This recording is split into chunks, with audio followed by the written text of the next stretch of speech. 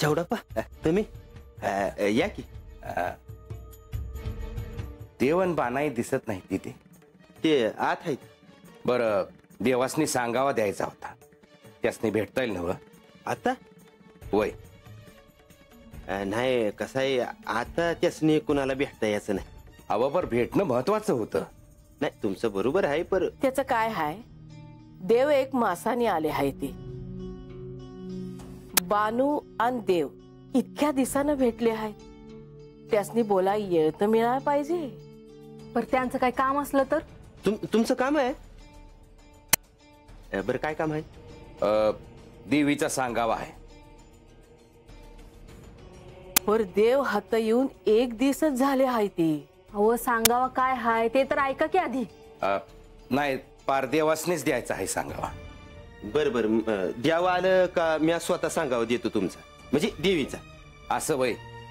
बर, आता देवासनी सांगा की देवीने त्यासनी गडावर बोलवलं आहे लगेच. आता लगेच? वय. पर मला एक सांगा, देव कालच आले आहे ती आणि लगेच काय काम निघालं? आता ते काय मला ठाव नाही. येतो मी. नाही नाही, मी काय म्हणतो, मी लाख सांगेन की, पर मी सांगितलेलं बरं दिसत नाही. अहो तुम्ही सांगून तर बघा, मग बघू. हा, येतो.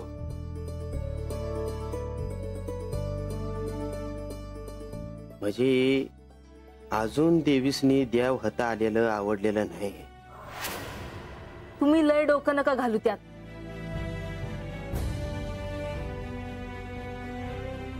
तुम्ही माझे आराध्य आहात. या जन्मातच काय, पण जन्मोजन्मी तुम्ही माझे आराध्यच असाल. तुमच्याशिवाय मी माझ्या जीवनाची कल्पना देखील करू शकत नाही. आज मी कोण आहे हे मला कळल्यानंतर पहिल्यांदा मी तुमची या गडावर पूजा करते आहे. बानूला आत्मज्ञान होण्यासाठी तुम्ही देखील सहाय्य करालच, पण ह्यात तिचे ध्यान हे एकाग्र चित्तेने सत्य शोधण्याकडे असायला हवे. तरच आत्मज्ञानाचा क्षण लवकरात लवकर येऊ शकतो. या परीक्षेत मला अजूनही सहाय्य लागणार आहे. नंदी, नंदी,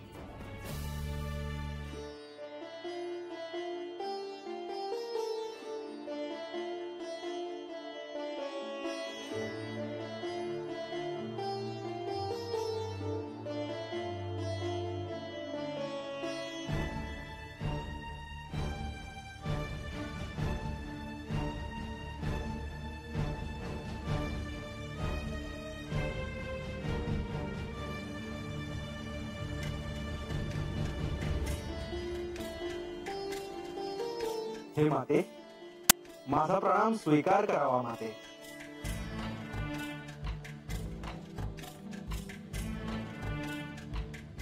माते, ह्या जेजुरी गडावर आल्यापासून न जाणो किती दिवस मी या क्षणाची प्रतीक्षा करत होतो. आपण साक्षात माता पार्वती आहात, परंतु आपल्या मुखातून माझे नाव कधी ऐकले नाही. आधी मला त्याचे स्मरण नव्हते नंदी. होय माते, आणि आज आपली हाक ऐकली आणि मी आनंदित झालो. नकळत कैलासातील दिवस आठवले माते. नंदी, मला तुला एक महत्वाचे कार्य सांगायचे आहे. होय माते, मी आपल्या आणि श्री महादेवांच्या सेवेसाठी सदैव तत्पर आहे. मी आपला दास आहे. मी आपल्या आज्ञेबाहेर नाही. आपण आज्ञा करावी, आपले कार्य पूर्ण होईल माते. वचन दिल्याप्रमाणे हे बानूकडे गेले आहेत. 15 2 वेळा यांची आणि बानूची भेट होईल हे मीच सांगितलं होतं. तेव्हा तू यांना जाऊन भेट आणि यांना माझा एक निरोप दे. निरोप? कसला निरोप? यांनी गडावर यावं असा मी यांना निरोप आधी पाठवला होता. हाच निरोप आता पुन्हा तू यांना सांगावास. पण माते, मी असे केले तर खंडेराय माझ्यावर रागावतील हा विचार माझ्या मनात येतोय. मी हे एका विशिष्ट उद्देशाने करते आहे नंदी. परंतु माते, म्हणजे तू माझी आज्ञा देखील पूर्ण करणार नाहीस का? नाही नाही माते, असे कसे होईल? आपण आज्ञा केली तरी ते कार्य पूर्ण होणार नाही असे होणार नाही. मी हे कार्य करेनच माते. नंदी, तू निश्चिंतपणे जा. यांना तुझा राग येणार नाही. होय माते, आज्ञा असावी.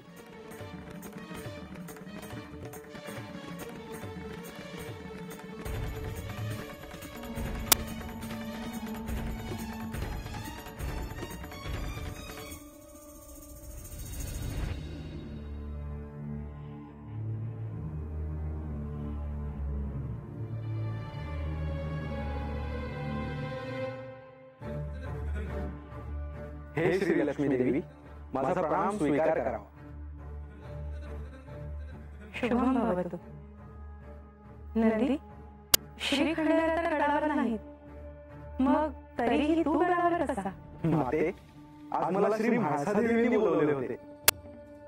त्यांनी आज स्वतःहून मला एक कार्य पूर्ण करण्यासाठी हाक मारली. माझ्यासाठी हा परमभाग्याचा क्षण आहे. आता त्यांना सगळ्या गोष्टींचं स्मरण झालं आहे, त्यामुळे हे असं घडणं क्रमप्राप्तच होतं. होय, आता मला वेळ न घालवता त्यांची आज्ञा पूर्ण करायला हवी. त्यांचा निरोप जाऊन श्री खंडेरायांना सांगायला हवा. श्री खंडेरायांसाठी म्हाळसा देवींचा निरोप, परंतु श्री खंडेराय तर बानूकडे आहेत. होय, त्यांनी गडावर परत यावं असा त्यांचा निरोप आहे. पण माझ्या हातून त्यांची आज्ञा पूर्ण होणार नाही असं होणं शक्य नाही. त्यामुळे मला निघायला हवं. पण पण काय नंदी? श्री खंडेराय माझ्यावर रागावले तर काय करायचं हा विचार देखील माझ्या मनात आहे. आणि श्री म्हाळसादेवी एखाद्या विशिष्ट हेतूने ही गोष्ट करत आहेत असं म्हणाल्या. पण नंदी, तू श्री महादेवांना अत्यंत प्रिय आहेस, आणि जर म्हाळसा देवी हे एखाद्या विशिष्ट हेतूने करत असतील तर ते श्री खंडेरायांना कळेलच.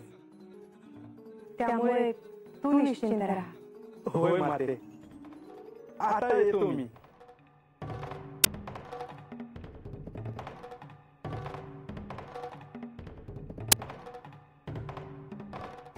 काय उद्देश असावा महाराजांचा? मलाही कशाची जाणीव होते आहे. असं वाटत आहे की कोणीतरी आदिशक्तीच्या रूपाबद्दल सांगत आहे. आदिशक्तीच्या रूपाबद्दल सांगून यांनी मला जसे सहाय्य केले होते तसे सहाय्य हे बानूला देखील करत आहेत.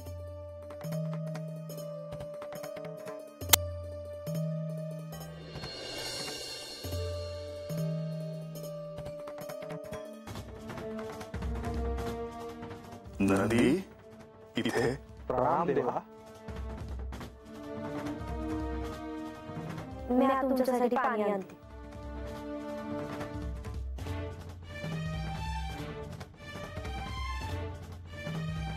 नदी, कसं येणं केलं? आपल्यासाठी गडावरून देवींचा संदेश आणलाय.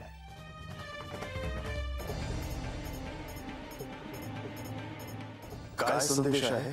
देवींनी आपल्याला लवकरात लवकर गडावर बोलावलं आहे.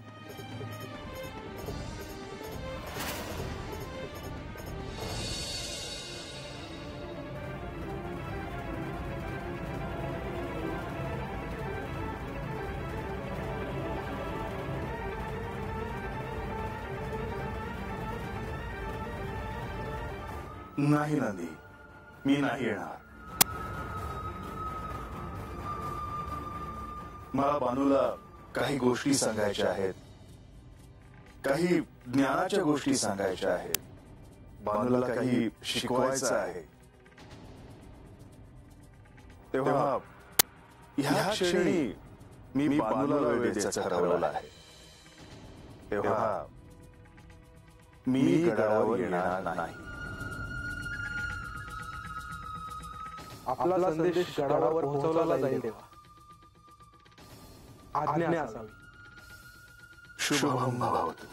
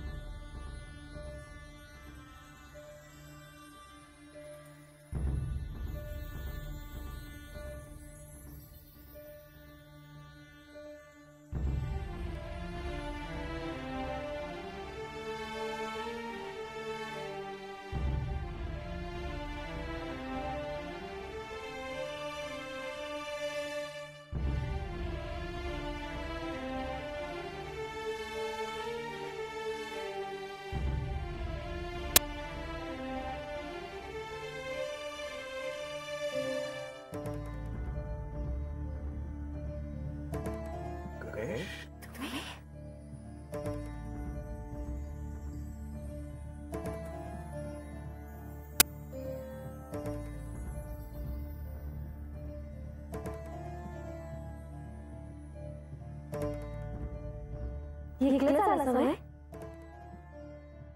या आत या.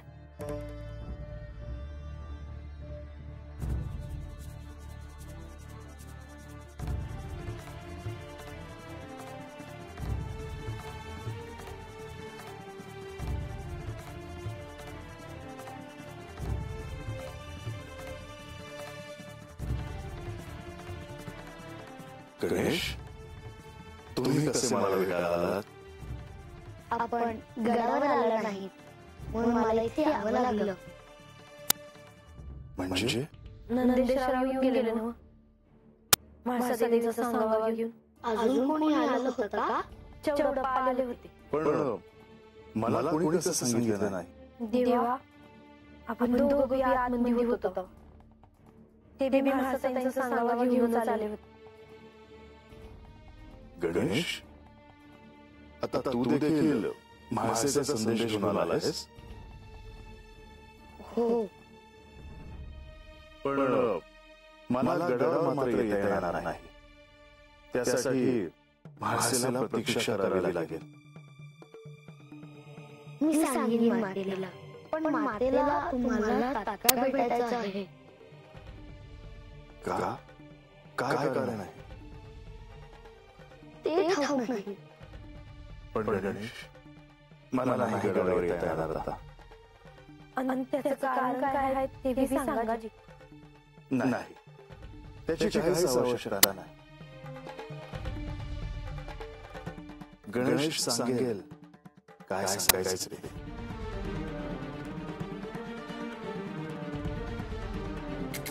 नारायण नारायण. मुनिवर या.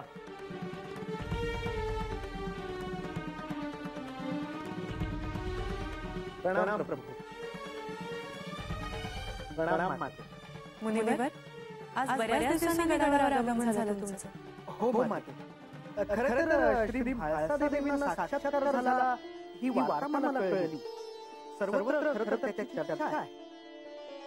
मुनिवर, त्या क्षणी तुम्ही गडावर नव्हता. तो क्षण शिवनेरीतील अत्यंत महत्त्वाचा क्षण होता. होय प्रभू. खरं तर श्री म्हाळसा देवींनी जेव्हा घोषणा केली होती तेव्हा त्यांना साक्षात्कार होणार मला ठाऊक होतं. आणि म्हणून मी त्या क्षणाची वाट पाहत होतो जेव्हा श्री म्हाळसा देवी त्यांचे अवतार कार्य संपवून कैलासात जातील. आणि म्हणूनच मी इथे आलो आहे. परंतु मुनिवर, म्हाळसा देवींना सत्य जरी कळलं असलं तरीही त्यांनी अद्याप कैलासात न जाण्याचा निर्णय घेतला आहे. नारायण नारायण. परंतु असं का माते? कारण श्री म्हाळसा देवी बाणाईला सत्य कळण्याची वाट बघत आहे. मुनिवर, आता सगळेच जण यासाठी प्रयत्न करणार आहेत. अर्थातच तुमचं देखील सहाय्य लागेलच. नारायण नारायण. माझ्यावर जे दायित्व सोपवले जाईल ते मी पूर्ण करेन माते. मला असं वाटतं की तुम्ही म्हाळसा देवीची भेट घ्यावी. हो हो मान. मुनिवर, श्री म्हाळसा देवीची भेट घ्याल तेव्हा एक गोष्ट ध्यानात ठेवा. त्यांना त्या श्री पार्वती देवी आहेत हे कळलं आहे. नारायण नारायण. या कृतयुगात श्री म्हाळसा देवींना त्यांच्या मूळ रूपाचे स्मरण झाल्यावर मी प्रथमच त्यांना भेटणार आहे. मुनिवर, तुम्ही या आधी बाजूला सहाय्य केलं आहे. आता देखील तुमचं सहाय्य लागणारच आहे. परंतु म्हाळसा देवीच्या अनुमतीशिवाय तुम्ही तसं काही करू नये. होय होय मात. आणि अजून एक महत्त्वाची गोष्ट, श्री म्हाळसा देवींना साक्षात्कार झाला आहे हे प्रजेला आणि बाणाईला ठाऊक नाही. त्यामुळे त्याबद्दल गुप्तता पाळावी. होय होय प्रभू. प्रभू, मला एक शंका आहे. बाजूला सत्य कळावे म्हणून प्रत्यक्ष श्री म्हाळसा देवी प्रयत्न करणार आहेत हे माझ्या ध्यानात आले. परंतु बाणाईला आत्मज्ञान कधी होईल ते या क्षणी सांगणं कठीण आहे. तो क्षण लवकरच यावा असं सगळ्यांच्या मनात आहे. प्रभू, माते, आता मला आज्ञा असावी. मी श्री म्हाळसादेवींची भेट घेऊन येतो.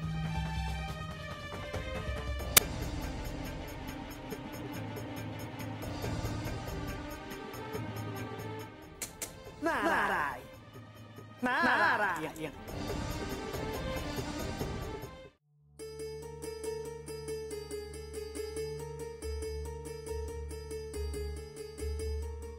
देवी ध्यानस्थ बसले आहेत. त्यांना निरोप कसा द्यावा?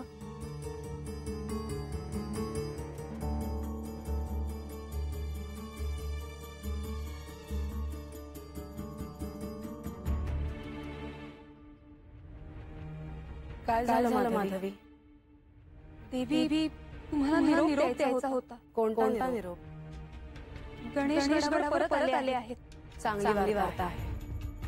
देवी म्हणजे तुमची आज्ञा असेल तर त्यांना भेटायला येण्याचा निरोप पाठवू का? त्याची काही आवश्यकता नाही माधवी. तो स्वतःहून मला भेटायला येईल. जशी तुमची आज्ञा.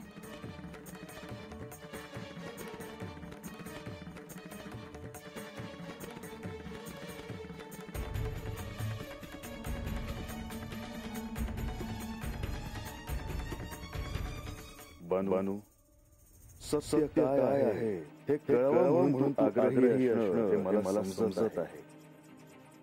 परंतु हे सत्य समजून घेणं तितकं सोपं नाही.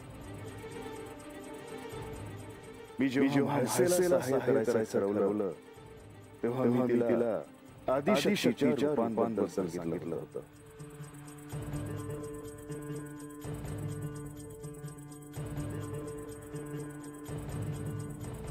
म्हाळसा म्हणजे साक्षात पार्वती, ती आदिशक्ती स्वरूप आहे. त्यामुळे तिला या गोष्टींबद्दल देवीच्या शक्ती रूपांबद्दल कळल्याने सत्य जाणून घेण्यास सहाय्य होणं हे स्वाभाविक होतं. परंतु बानू, तुझ्या बाबतीत इतकं सोपं नाही. त्यासाठी तुला एकाग्र चित्ताने सारं काही श्रवण करावं लागेल आणि तुला स्वतःलाच मार्ग शोधावा लागेल.